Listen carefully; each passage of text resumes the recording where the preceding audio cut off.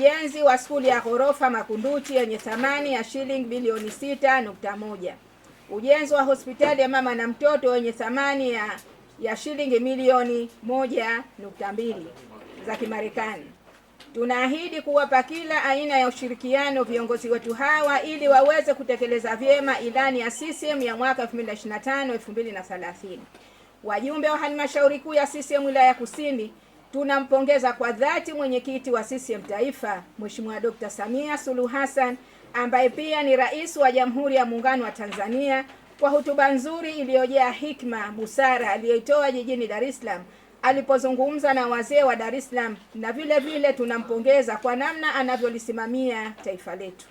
Aidha, Chama cha Mapinduzi wilaya ya Kusini kinaendelea kumpongeza kwa dhati makamu mwenyekiti wa Chama cha Mapinduzi anayefanyia kazi zake hapa Zanzibar, ambaye pia ni rais wa Zanzibar na mwenyekiti wa Baraza la Mapinduzi, Mheshimiwa Dr. Hussein Ali Mwinyi, kwa juhudi zake kubwa za kuleta maendeleo hapa nchini, akiwemo Mheshimiwa Rais wa Jamhuri ya Muungano wa Tanzania Mheshimiwa Daktari Samia Suluhu Hassan, pamoja na Mheshimiwa Rais wa Zanzibar na Baraza la Mapinduzi Dr. Hussein Ali Hassan Mwinyi, kwanza kwa utekelezaji wa ilani vizuri, lakini pia kwa namna wanavyoiendesha nchi hii katika hali ya amani na utulivu, kwa sababu bila kuwa na amani na utulivu hata ya maendeleo yatakuwa yana shida. Lakini pia niendelee kuwashukuru wafanyakazi wenzangu kutoka ngazi ya mkoa, lakini na ngazi ya wilaya, ikijumlisha wafanyakazi wote wa baraza. Kwa kweli pia nichukue nafasi hii kuipongeza serikali kwa uamuzi wa makusudi wa kulipandisha halmashauri yetu kwenda kwenye baraza la mji kati, mji kusini, katika ibara ya 202 kuimarisha ukusanyaji wa mapato, ambapo asilimia 25 ya fedha hizo zielekezwe kuendeleza miradi ya maendeleo katika ngazi tofauti. Katika utekelezaji wa mpango huu kwa kipindi hichi, baraza la mji kusini lilipanga kukusanya jumla shilingi za Tanzania bilioni 1.118, na hadi kufikia mwezi wa Novemba 2025 imeweza kukusanya jumla shilingi bilioni 1.688.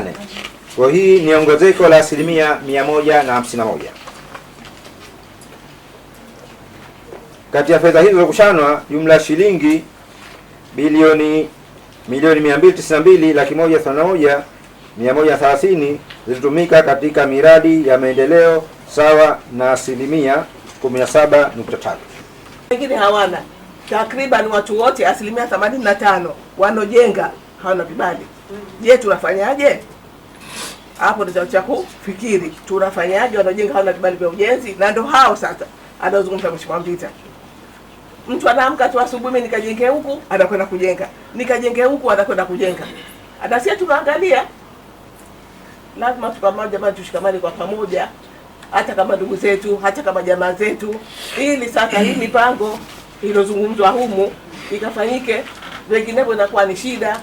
Mheshimiwa wetu waziri waweze kulifocus, kuweza kuweka vile vibao vya ilani kila sehemu ambayo inajulikana hii ni matumizi ya serikali, basi viwekwe vibao ili wananchi itakuwa rahisi sana kuelewa.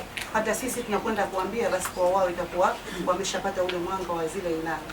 Asante. Ni hayo kana na usimamizi mzuri ambao tunatarajia kuendelea kupata kwa Mheshimiwa madiwani wetu wote. Basi sisi kama baraza la mji kusini tunawaahidi na tunawahakikishia kwamba kwenye swala hili la ukusanyaji wa mapato tutakwenda kufanya vizuri mara hii.